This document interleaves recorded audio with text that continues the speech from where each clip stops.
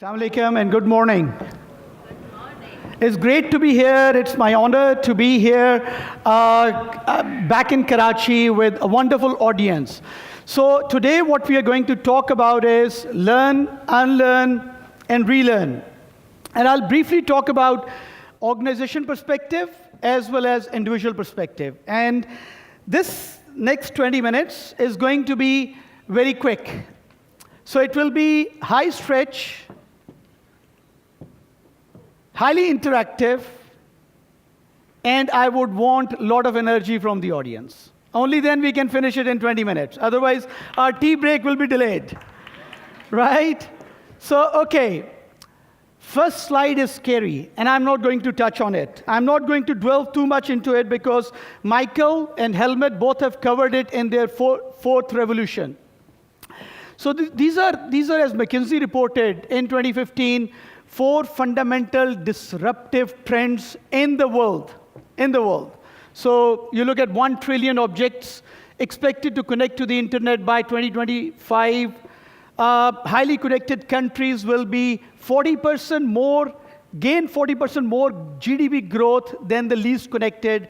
So all these 4 trends, the trend of urbanization, where the world is moving towards south or east, the technology disruption, the demographics, which we see in the workforce today as well, and the global connectivity. These are changing the world.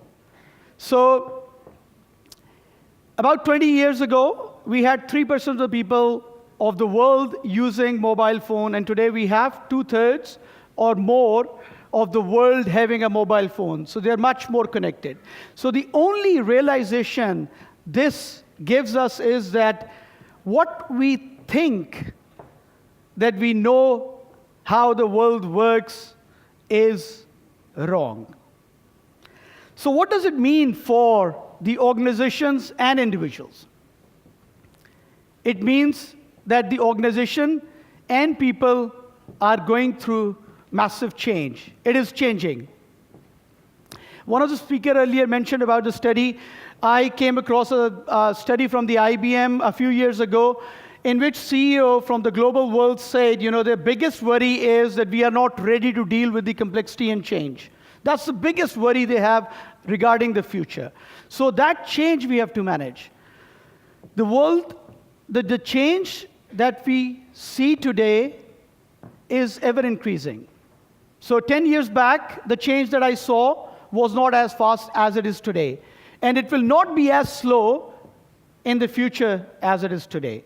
So that change we have to manage. So what does it mean for the individual perspective? So let's look at the individual perspective. How many of you have experienced a change in 2018? Raise your hands, please. So few people. Have you experienced a change, personal, professional change in 2018? Have you experienced a change this month? Have you experienced a change today? Okay. A lot of people have experienced a change. When we experience a change, do we react in the same manner to every change? No. If we all experience the same change, would we react in the same manner? No. So, this is my own analogy, agree or disagree. But, one reaction is dolphins. Lovely, love to adapt the change, early adopters, enthusiastic about the change. Horses, a bit more neutral, willing to give it a try. Penguins find it a bit hard to change and adapt to the situations. And then finally, dinosaurs. Most resistant to change.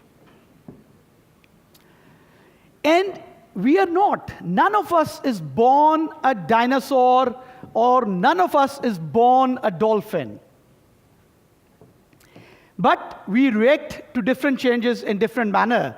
So all of us, trust me, all of us would have reacted like a dinosaur or like a dolphin to various changes. If you think about it, you can find examples in your own mind.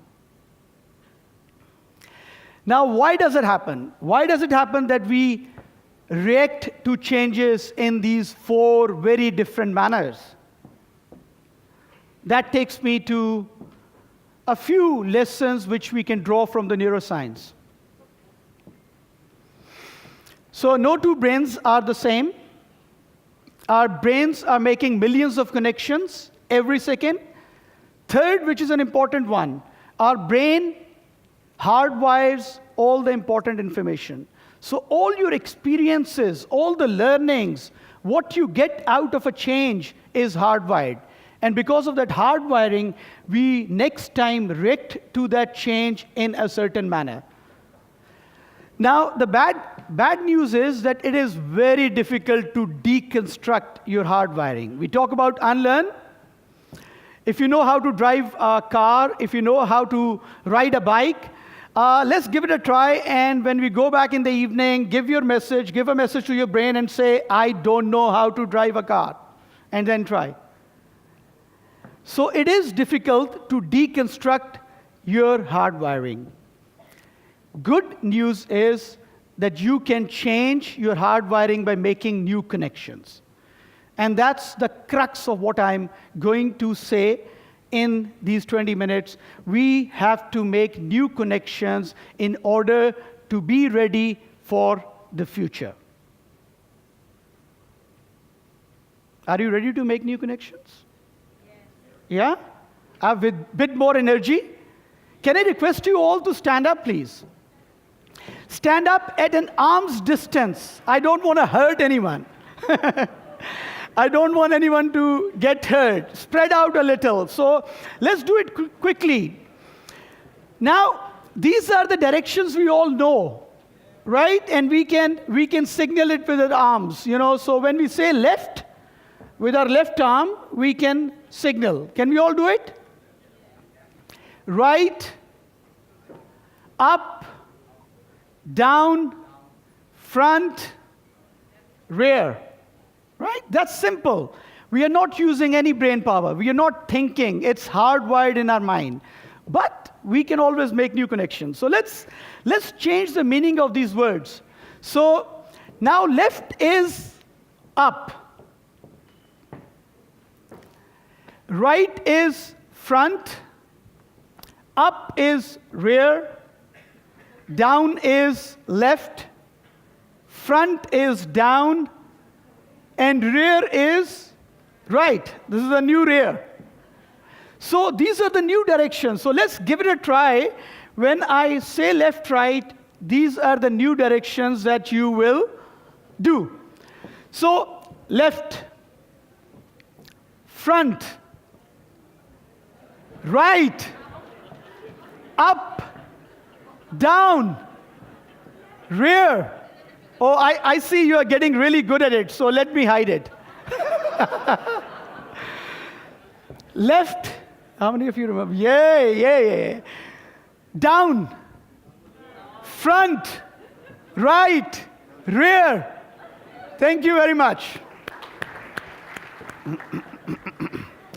So now, these new connections, why this is important to make these new connections? Why is it important? So let's understand it. Some of this has already been shared by Michael and Helmut as well. 47% job loss rates in next 25 years. About 5,000 unique jobs in admin and office work will eliminate, which means hundreds and thousands of people will no more have a job. Change is a common thread across all businesses. And the driverless cars, the bots in the workplace is a reality. It's no more a fantasy. All the companies are trying to change. So the global big giants are wanting to have the agility.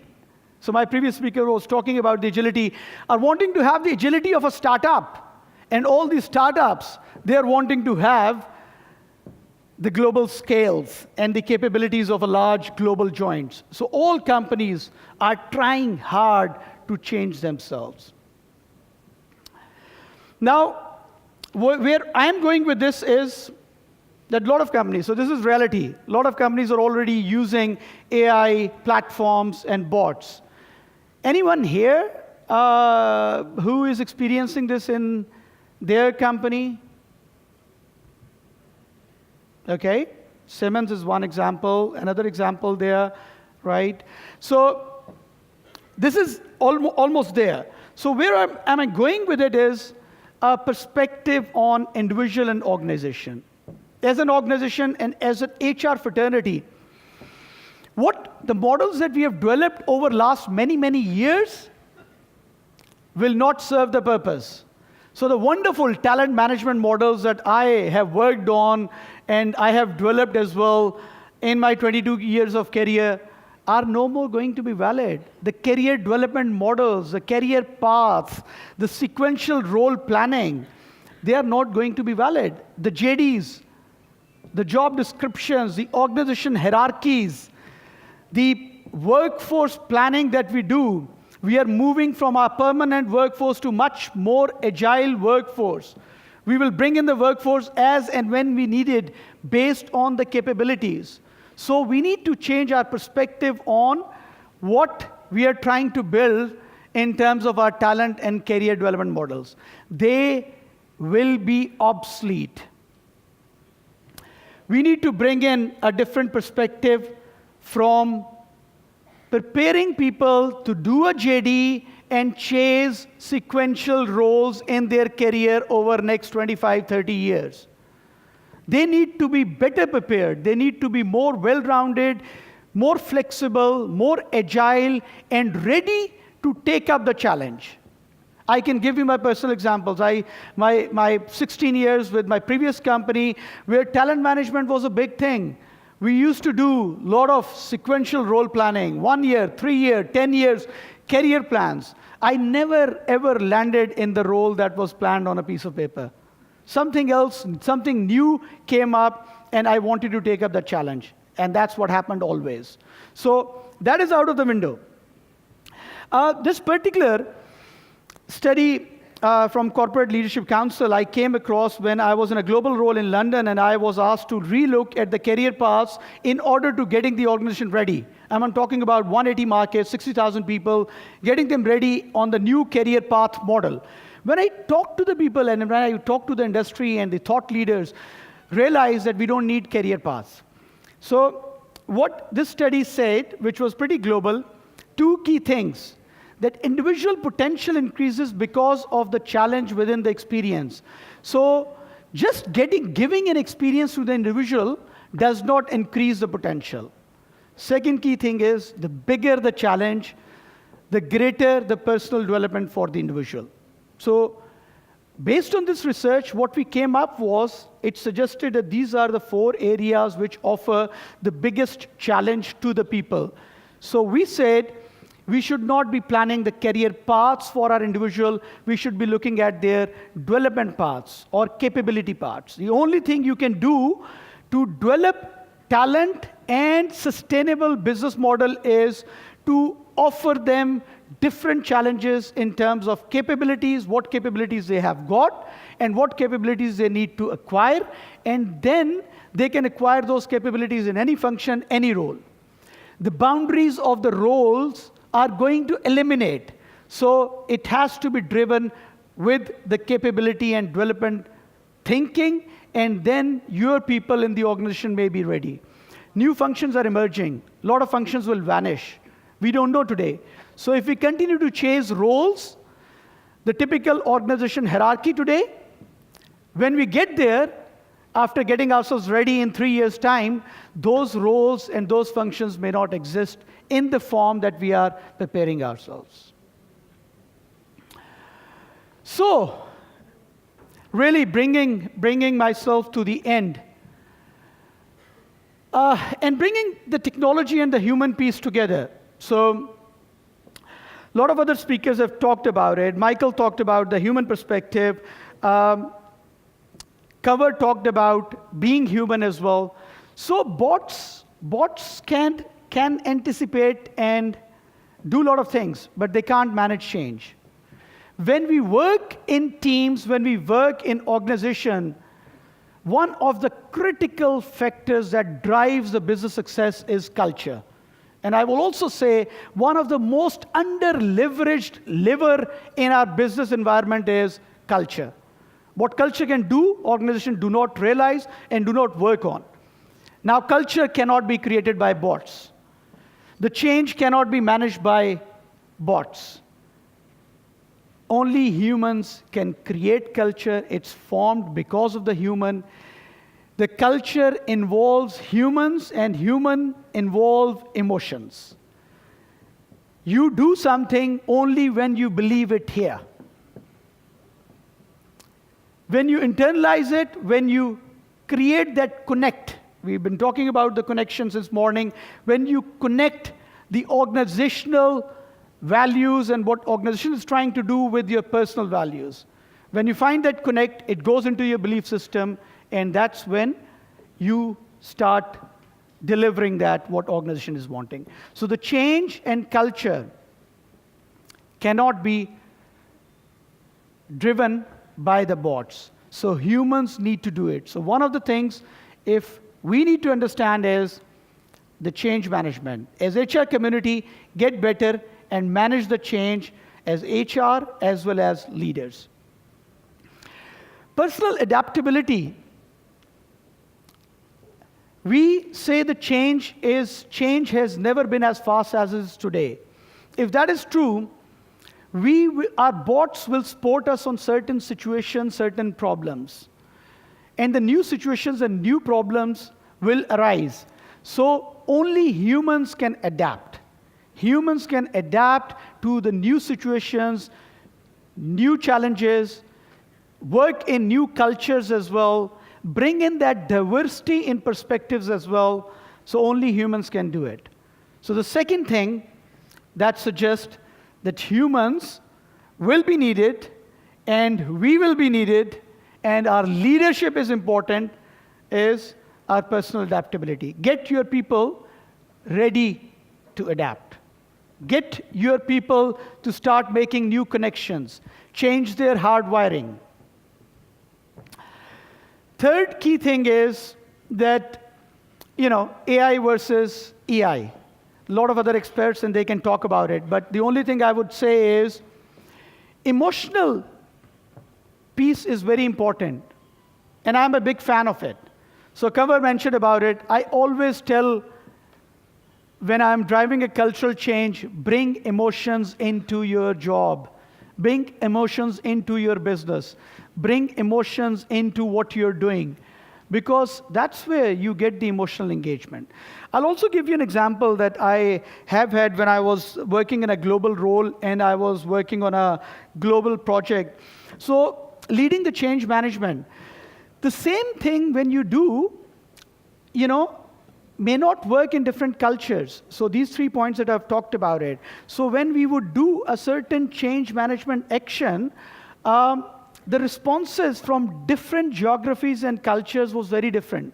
So if you send a long email, as an example, with all the actions to be done, the communication, the change, engagement, interaction with people, selling the idea, all of that, in Western Europe and Eastern Europe, they would come back in 3 days' time, 1, 2, 3, 4, 5, 6, all done, reported, feedback, okay, it's done. And then you don't hear from some cultures, like Asian culture and Latin American culture, you don't hear. You wonder what happened to that email. So then you connect with them in a more personal, face-to-face, human touch basis. You engage with them. You have a very loud, engaging conversation. And once that conversation is over, and they start to understand what this change is all about, and they start believing, then they come back, and not only they give you feedback, but they come back with a lot of videos and pictures and raw in the organization. So the same change initiative lands for different cultures in different manners, and all of this can be managed by humans. The other interesting thing that I put in here is that bots can deliver what they are expected to deliver. Humans can surpass. My philosophy of creating a winning culture is an ordinary person can deliver extraordinary results willingly to the best of his or her ability. That's my definition.